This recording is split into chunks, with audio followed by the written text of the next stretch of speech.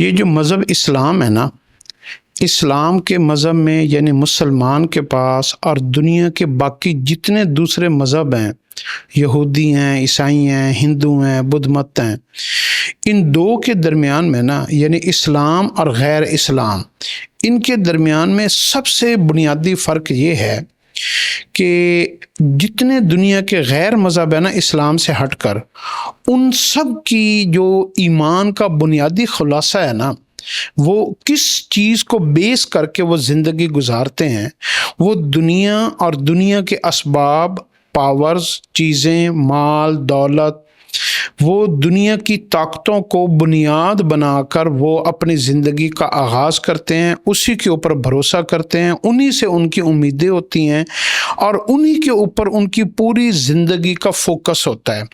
اس لیے وہ دنیاوی ایجوکیشن بہت زیادہ لیتے ہیں، دنیاوی ترقی بہت کرتے ہیں،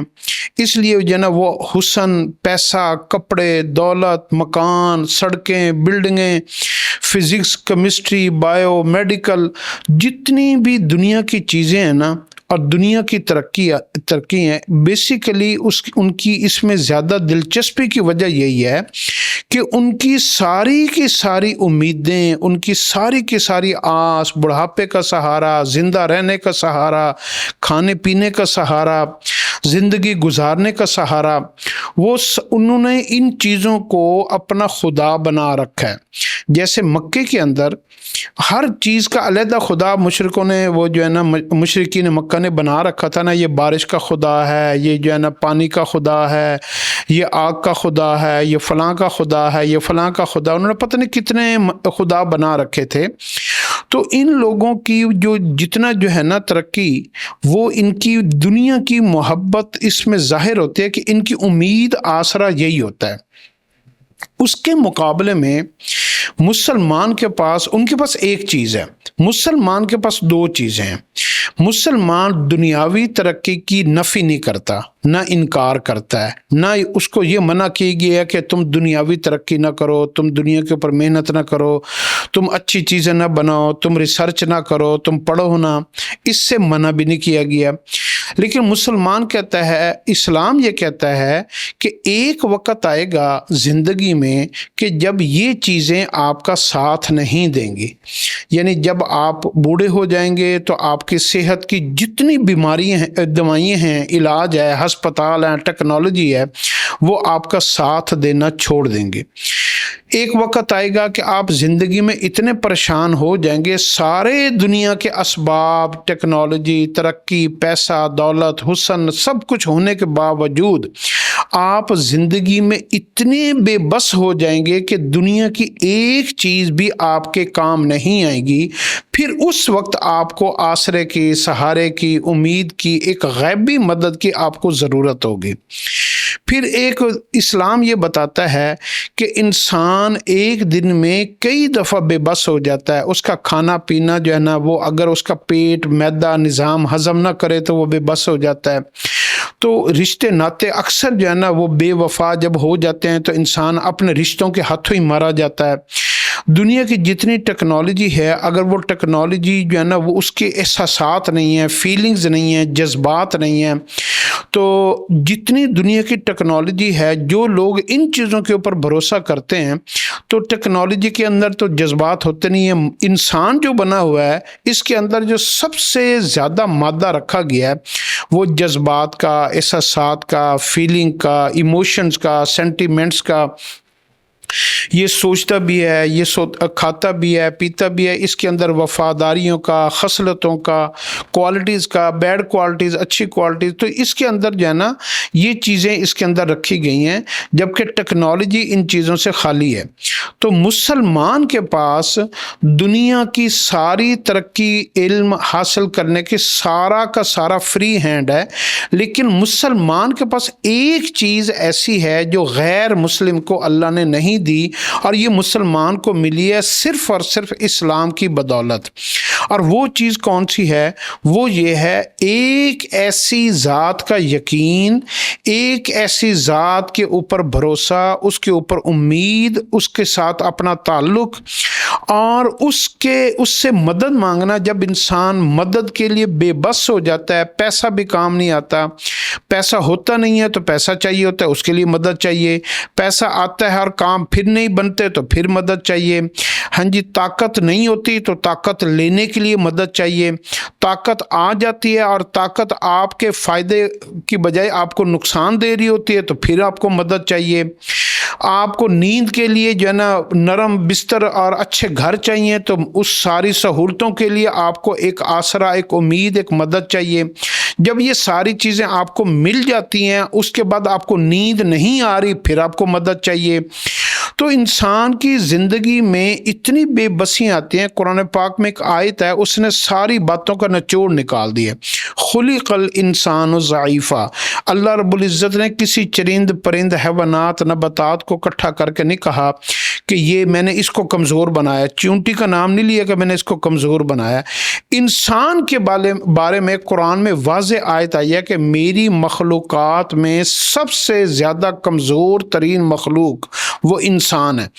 انسان کو کوئی لمحہ پلک چھپکنے کے برابر بھی اس کی زندگی ایسی نہیں ہے جب اس کو اللہ کی مدد نہ چاہیے ہو۔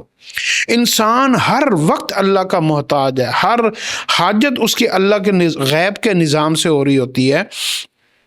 یہ جو زمین سے غلے نکلتے ہیں، فصلیں نکلتی ہیں، اناج نکلتا ہے، پھل نکلتے ہیں، میوے نکلتے ہیں، یہ سارے کے سارے اللہ کا ایک غیب کا نظام ہے۔ یہ انسان ٹیکنالوجی سے نہیں نکال سکتا۔ یہ ٹیکنالوجی سے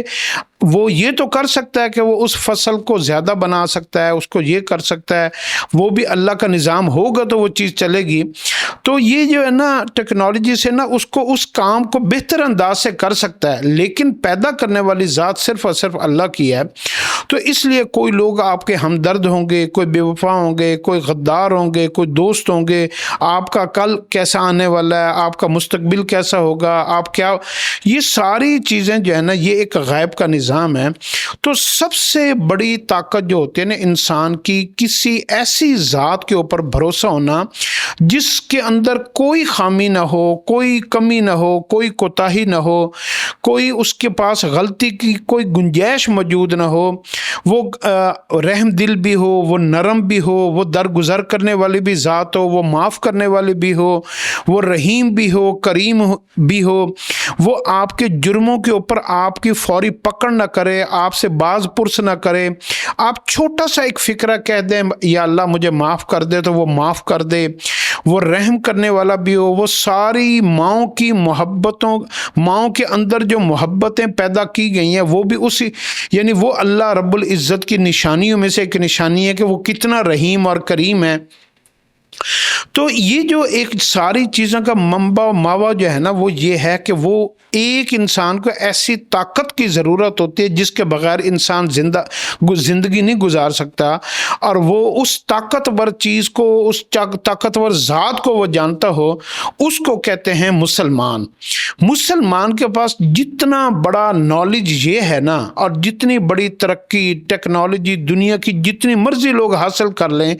اور وہ ساری کائنات اور ترقی اور ٹیکنالوجی کو بنانے والے کو وہ نہیں پہچان سکے، تو یہ لوگ لا علم ہیں۔ مسلمان کے پاس اس چیز کی امید اور طاقت ایک ایسا سہارا ہے جس سے ابھی تک پوری دنیا کا ہر غیر مسلم ڈرتا ہے۔ وہ مسلمان کے علم سے نہیں ڈرتا، وہ مسلمان کے اس عقیدے سے، اس بھروسے سے، اس امید سے، اس ایمان سے ڈرتا ہے جو اس کو اپنے اللہ رب العزت کے اوپر ایمان ہے کہ میرا اللہ سب کچھ کر سکتا ہے۔ تو یہ جو ایمان کی طاقت ہے نا یہ سب سے بڑی طاقت ہے۔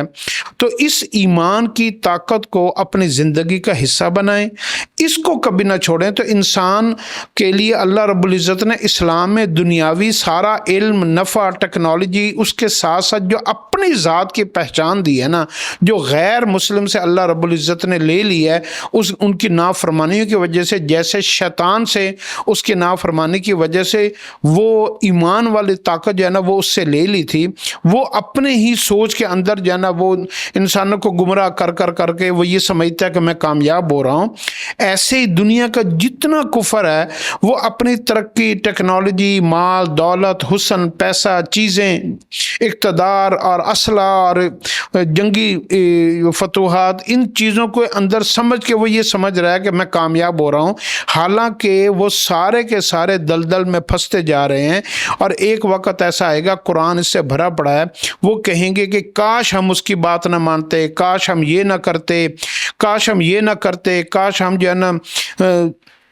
گمراہ نہ ہوتے، کاش ہم اللہ کی بات کا انکار نہ کرتے، کاش ہم محمد صلی اللہ علیہ وسلم کی بات مان لیتے۔ تو ان کے پاس دو لفظ ہوں گے، کاش ہم یہ نہ کرتے اور کاش ہم یہ کر لیتے۔ تو اس لیے مسلمان کے پاس یہ دو چیزیں ہیں، تو اپنی سوچ کے اندر ہمارے ان باتوں کو رکھیے گا، پھر پیرامیٹر بنائیے گا، اپنے اندر سے اس طاقت کو کبھی بھی ختم نہ ہونے دیں۔